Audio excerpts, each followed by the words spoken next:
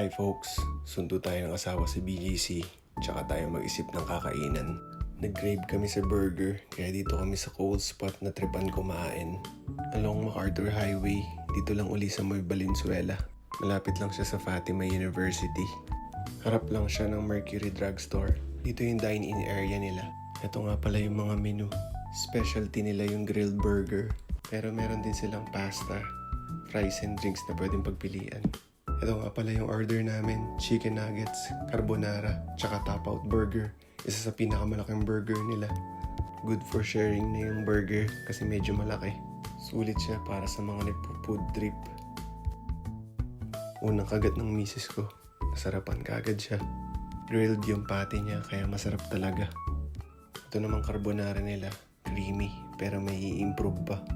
Natuwa ang asawa ko sa chicken nuggets nila, kaya eto, umiiling-iling pa. Open ang store nila mula 2 p.m. hanggang 12 midnight ng gabi. Nga pala, 5-star ang rating nila sa GrabFood kasi masarap ang mga pagkain nila. Budget meal yung mga ino-offer nila dito, kaya hindi nakakapagtakang yung mga estudyante madalas dito. Yan, halos na ubos namin yung pagkain. Nagtira lang kami para bukas. Yun lang folks, maraming salamat.